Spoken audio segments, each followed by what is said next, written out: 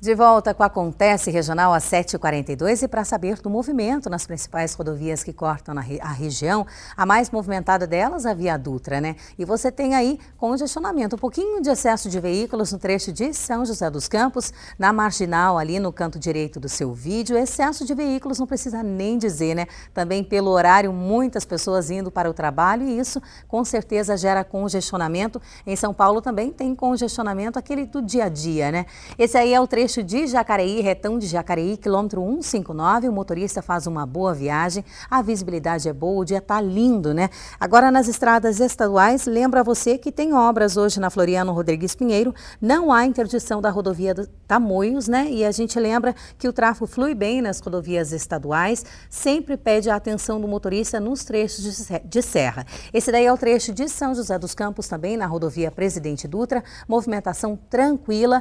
E por falar na rodovia Presidente Dutra, eu atento o motorista aí, esse trecho de Aparecida, um pouquinho à frente para quem segue para o Rio de Janeiro, tem obras lá em Guaratinguetá, portanto os veículos fluem por uma pista apenas e isso tem gerado um pouquinho de lentidão no trânsito. 7h43, quase 44, e o assunto agora é saúde. Dicas para melhorar a memória em qualquer idade. É lógico, já pensando no futuro, na terceira idade. Por isso a gente convidou aqui no estúdio a Ana Luísa Campos, terapeuta ocupacional. Muito obrigada pela sua presença, Ana Luísa. Bom dia. Lília, bom dia. Tudo bem? Bom, quais os exercícios que a gente pode fazer já na vida adulta que podem melhorar lá na frente? Então, Lília, é importante a gente saber que o cérebro é um órgão do nosso corpo. E assim como todos os órgãos e os membros, a gente precisa exercitá-lo. Fazer atividades que requeram o domínio dos sentidos influenciam muito na qualidade de vida dos nossos pensamentos, da memória, da organização e da atenção. Então, assim, ouvir uma música que a gente gosta, cantando junto, pode estimular a memória.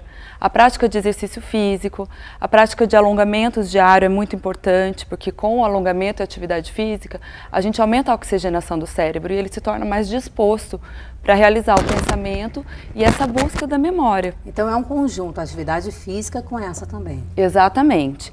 É importante a gente saber que a memória só existe quando a gente presta atenção em algo e ela é registrada no nosso cérebro. Então, muitas pessoas confundem dificuldade de atenção com o déficit da memória, a perda da memória. Mas, às vezes, a gente não prestou atenção em algo e a gente não registrou. Então, não tem como a gente resgatar da memória. E a alimentação também ajuda? Há alguns alimentos que podem incentivar? Com certeza, né? A alimentação saudável sempre, né? O uso de legumes, vegetais, regular essa questão da cafeína, né? O café, refrigerantes, não tomar principalmente depois das 6, porque influencia na qualidade do sono. E é durante o sono que a gente organiza tudo que a gente percebeu, todas as informações que chegaram até nós durante o dia. Então é durante o sono que a memória passa de curto prazo para longo prazo.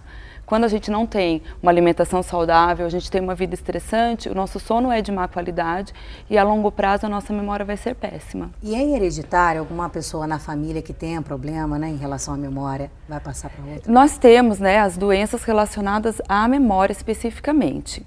Ela sim pode ser hereditária, mas a gente pode retardar o aparecimento dessas doenças. Se a gente tiver uma vida de qualidade e se a gente continuar sempre focando a atenção, aguçando todos os nossos sentidos, um sono de qualidade, vida com atividade física, a gente pode retardar e às vezes essas doenças nem aparecem. E vale a gente lembrar, você dizendo aqui para mim antes da entrevista, que o cérebro começa a envelhecer na terceira década. Exatamente. A partir da terceira década da nossa vida, o nosso cérebro começa a envelhecer como todos os nossos órgãos. Mas ele não perde a capacidade de aprender. Então, o que é importante? A gente sempre aprender alguma coisa nova. Né? Uma música, uma língua, aprender a dançar, a praticar alguma atividade artística, né? Pintura, canto, porque tudo isso está fazendo que o cérebro forme novas vias de acesso, né? Que é a neuroplasticidade. Então, se alguma via está ficando esquecida porque a gente não usa alguma informação ou alguma parte do nosso corpo, quando a gente pratica algo diferente, a gente está criando novas.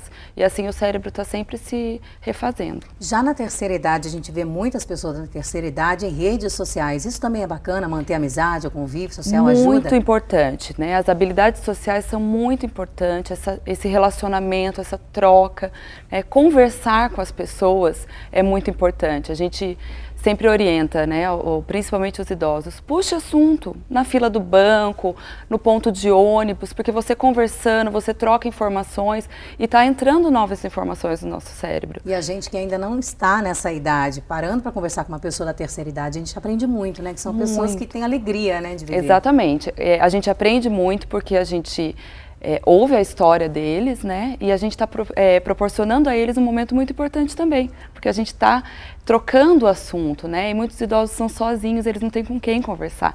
Então, quando a gente proporciona esse momento de conversar, é uma troca mútua. A gente aprende muito e eles também ganham muito com isso. Exatamente. Muito obrigada, viu, pela sua presença, Ana Luísa. Um bom dia para você. Bom dia. Trabalho. São 7h48 e com o tempo mais quente, muitas pessoas aproveitam lagos e represas para se refrescarem. Mas é preciso cuidado, porque só no último fim de semana foram 3 afogamentos. As buscas pelo corpo do homem foram retomadas na manhã desta segunda-feira. Segundo o Corpo de Bombeiros, a vítima foi levada pelas águas do Rio Paraíba do Sul, na altura do bairro Galo Branco, em São José dos Campos. A gente mandou uma equipe, né, que são 3 mergulhadores. Eles já estão no local já desde a data de ontem, estão fazendo as buscas. Ainda neste domingo foram registrados outros 2 afogamentos. Um aconteceu em uma lagoa entre Jacareí e Guararema. A vítima também era um homem. Outro acidente foi na represa Jaguari, na altura de São José dos Campos. O corpo do homem foi encontrado na manhã desta segunda-feira. Com as temperaturas elevadas, os índices de afogamento aumentam. O Corpo de Bombeiros alerta sobre os cuidados ao nadar em represas, lagoas e cachoeiras. Nessa época de calor, as pessoas procuram muito, né, locais alternativos para estar passando esse calor aí, né? Então buscam lagos, rios ou represas. O grande problema desses locais são a baixa visibilidade, né, do local e conjuntamente o consumo de álcool, né, por parte dessas pessoas. E também a falta de habilidade natatória, né? E o Corpo de Bombeiros de São José dos Campos vai retomar as buscas agora pela manhã pelo corpo do jovem Alisson da Silva, de 18 anos. E olha só, uma frente fria se aproxima da região. Esse fenômeno pode começar a mudar o tempo já amanhã. O feriado, então, de 2 de novembro deve ser de chuva. Mas vamos falar do tempo hoje em toda a região, os detalhes no mapa. O sol aparece desde amanhã em toda a região e o tempo fica abafado. E os índices de raio ultravioleta estão altos nesta época do ano. Então é bom redobrar a hidratação e o filtro solar. As máximas hoje chegam aos 29 graus em Caraguatatuba, 34 em Jacareí, São Luís do Paraitinga e em Lorena. E a gente vai para um rápido intervalo. Na volta tem mais notícias da região, de emprego, esporte. Então não saia daí, agora às 7h50. Muito bom dia para você.